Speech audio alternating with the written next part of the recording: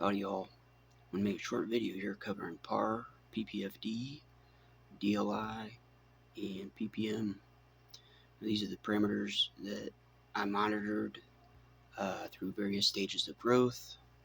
Kind of keep these numbers within range and everything goes smoothly. Now, PAR is photosynthetically active radiation. It's what causes photosynthesis. It makes your plants grow. PPFD is photosynthetic photon flux density on a given spot in that instant, at that moment. Now DLI is the daily light integral. DLI is kind of like PPFD, except it's the measurement of photons for a 24-hour period instead of just for that instant. Alright, so now that we know what those stand for, we kind of go into how much the different stages of growth, how much you can use, or what range you should be within for various stages of growth here. So for seedlings, clones, mothers, mother plants, like if you're gonna have a mother plant in the closet, you're gonna take clones off of that sort of thing. The PAR or PPFD needs to be 250 to 400, and the DLI needs to be between 12 and 20. Now for veg, the PPFD needs to be between 400 to 600, and the DLI can be between 20 and 30.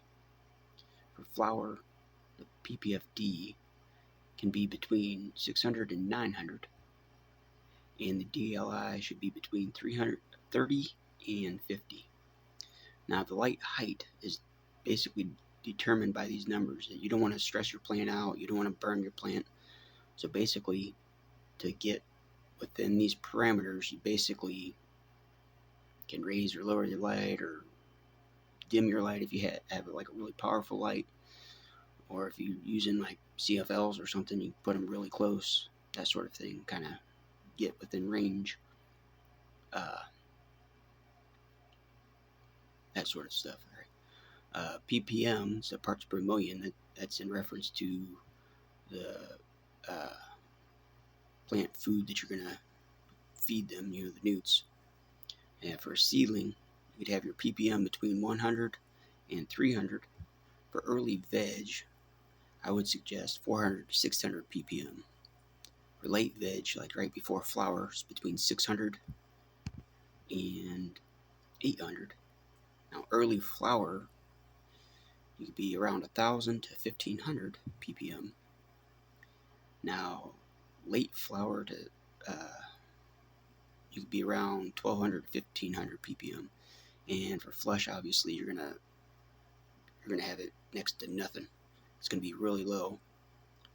Kind of get all those salts and anything that might be built up in the soil or in the plant kind of washed out, so your buds are smooth and they dry properly and you don't get no funky taste, that sort of stuff. Now you could also kind of go by the height. So for a 2-inch plant, the PPM could be around 100 to 250 PPM. 3 to 6 inches, it could be between 300 to 500 PPM. 7 to 16 inches, it could be between 600 to 1,000 PPM. And for 17 inches to 48 inches, it would be between 1,200 and 1,600 PPMs. Now, the trick with the PPMs, your plant will communicate to you what it needs. If it's happy, if it's not happy, if it's getting stressed from too many, like the newts are too hot, you have too much, and then you end up getting like newt burn or stress, that sort of stuff, And basically what the trick is you measure your PPM daily around the same time each day, right? Now, if the PPM goes up, your newts are too strong, and in that case, you're basically going to have to dilute it with water or something to kind of get the PPM to drop a little bit. Now, if the PPM stays the same or only drops a little bit, I would say that's when you're in the sweet spot. That's like the best amount of newts at that given moment. The plant is happy. Your water might drop, but the ppm staying the same or dropping just a little bit means you're really right in the right range, and the plant will be happy at that level of uh, feed. Now, if your ppm drops a lot, that means you probably need to feed a little bit more, um, and you could raise your newts. Uh, and basically, if you kind of keep track of your ppm daily, you kind of see if it goes up or down or stays the same, and what you should do next.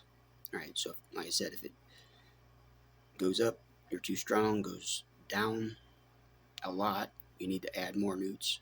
If it stays the same, then leave it alone. If anything, just add a little bit of water if your water's getting low. Now, again, I do DWC, right? So like if you're doing dirt or cocoa or anything like that, you're gonna have to measure your runoff, and it's gonna be a little bit different. But this still should translate regardless of what soil or medium you use, even if you just do hydro, DWC, or any of those forms where it's just water.